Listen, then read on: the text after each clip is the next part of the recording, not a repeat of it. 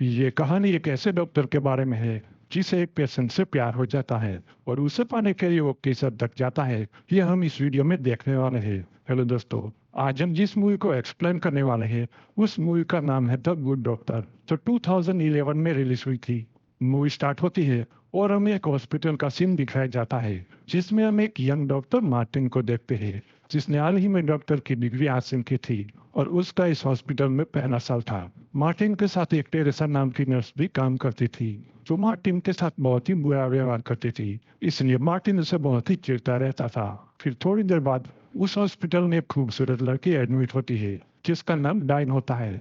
उसे किडनी में इन्फेक्शन की बीमारी होती है। मार्टिन उसे कहता है कि वो बहुत जल्द ठीक हो जाएगी और इसके बाद वो घर चला जाता है। फिर अगले दिन जब मार्टिन डायन के पास जाता है तब वो देखता है कि उसके पास एक डायरी है जिसमें वो अपनी सारी बातें लिखती रहती है। इसके बाद मार्टिन उसको अच्छे से ट्रीटमेंट करता है और धीरे धीरे उसे पसंद भी करने लगता है। फिर एक दिन डायन जब अपने बॉयफ्रेंड से फोन पे बात कर रही होती है तब वो उसे झगड़ा करने लगती है।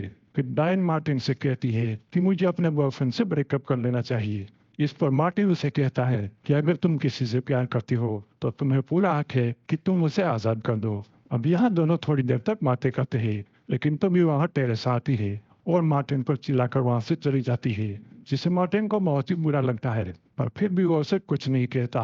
अब शाम को मार्टिन डायन से कहता है कि तुम अब ठीक हो गई हो और अगले दिन तुम घर जा सकती हो। तब डायन उसे कहती है कि मैं टेरेसा से बात करूंगी कि तुम एक अच्छे डॉक्टर हो और वो तुम्हें ज्यादा परेशान ना करें। फिर अगली सुबह जब मार्टिन हॉस्पिटल में आता है तब वो देखता है कि डायन यहाँ से जा चुकी है, लेकिन तभी वह डायन के फादर आते हैं और वो मार्टिन को थैंक्स बोलते हैं और कहते हैं कि तुमने डायन का अच्छे से ख्याल रखा।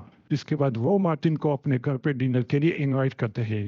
रात को मार्टिन अच्छे से तैयार होकर डायन के घर जाता है जहाँ डायन की पूरी फैमिली मार्टिन का वेलकम करती है। अब यहाँ मार्टिन को पता चलता है कि डायन घर पे नहीं है, वो अपने बॉयफ्रेंड के साथ कहीं बाहर घूमने गई है। जब सब डिनर कर रहे थे तब डायन की बहन वेलरी मार्टिन पर थोड़ा इंटरेस्ट दिखाती है। फिर कुछ देर बाद वेलरी की अपने भाई से लड़ाई हो जाती है जिस वजह से उसकी ड्रेस पर सूप गिर जाता है, जिसे चेंज करने वो अपने रूम में चली जाती है। अब डिनर के बाद जब मार्टिन यहाँ का बाथरूम यूज करने जाता है तब गलती से वो वेलरी के बेडरूम में चला जाता है जिसमें वो अपने कपड़े चेंज कर रही थी। मार्टिन उसे सॉरी कहता है और फिर बाथरूम में चला जाता है और फिर यहाँ से निकलते समय मार्टिन डायन के रूम में घुस जाता है जहाँ से वो डायन की एक फोटो चुरा कर अपने साथ ले जाता है। इसके बाद मार्टिन जब हॉस्पिटल में लंच कर रहा था तब उसे वेलरी का कॉल आता है जो उसे कहती है कि मेरी मॉम तुम्हें उस दिन एक प्रेजेंट देना भूल गई थी, इसलिए अगर तुम चाहो तो मैं तुम्हारे अपार्टमेंट में आ सकती हूँ या फिर तुम मेरे घर आ सकते हो। इसके बाद मार्टिन रात को उसके घर जाता है और उसके बाथरूम को यूज करता है, लेकिन इस बार वो डायन की मेडिसिन को चेंज कर देता है ताकि वो ठीक ना हो और वापस से वो हॉस्पिटल में एडमिट हो जाए।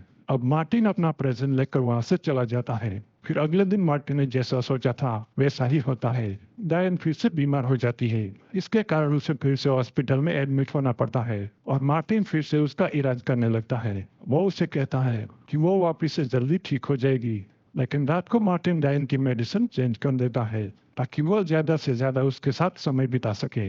अब मार्टिन उसकी मेडिसिन को चेंज करने के अलावा उसकी सारी रिपोर्ट को भी बदल देता है, जिस वजह से सारे डॉक्टर परेशान हो जाते हैं कि आखिर इतने ट्रीटमेंट देने के बावजूद भी डायन ठीक क्यों नहीं हो रही है। फिर एक दिन जब डायन का बॉयफ्रेंड उसे मिलने हॉस्पिटल में आता है तब मार्टिन उसे रास्ते में ही रोक लेता है और उसे कहता है कि अभी डायन सो रही है इसलिए वो उसे नहीं मिल सकता।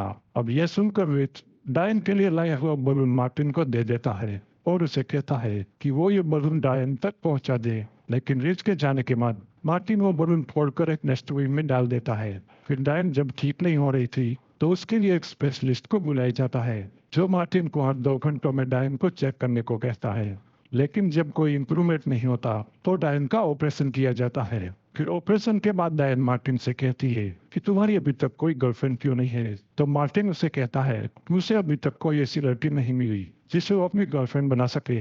अब ये जानकर डायन बहुत ही खुश हो जाती है क्योंकि वो भी अब उसे पसंद करने लगी थी। लेकिन तभी डायन बेहोश हो जाती है और मार्टिन उसे देखकर खुद को रोक नहीं पाता और डायन को किस करता है। फिर कुछ घंटों बाद मार्टिन जब रेस्ट कर रहा था तभी उसे पता चलता है कि डायन की हालत बहुत ही खराब है, इसलिए वो तुरंत उसके पास जाता है। वहां जाकर वो देखता है कि डायन की सांसें चल नहीं रही है, इसलिए डॉक्टर उसे सीपीआर दे रहे होते हैं, लेकिन इसका कोई फायदा नहीं होता और यहाँ मार्टिन को देखते हुए डायन की मौत हो जाती है। फिर इसके कुछ दिनों बाद हॉस्पिटल में एक वर्कर जिमी को डायन की डायरी मिलती है। वो मार्टिन को बताता है कि तुम्हारे और डायन के बीच जो हुआ वो सब इसमें लिखा हुआ है। यहाँ जिमी मार्टिन को ब्लैकमेल करता है और अपने लिए ड्रग्स की डिमांड करता है। अब मार्टिन को मजबूरी में जिमी के लिए ड्रग्स लाना पड़ता है। जब मार्टिन जिमी के लिए ड्रग्स लाता है तो जिमी उसको वो डायरी लौटाने से मना कर देता है और कई दिनों तक उसे ऐसे ही ब्लैकमेल करता रहता है। अब मार्टिन काफी डिस्टर्ब हो जाता है और वो जिमी से छुटकारा पाने के लिए घर जाकर जहरीला ड्रग्स बनाता है और हॉस्पिटल आकर वो जिमी को दे देता है।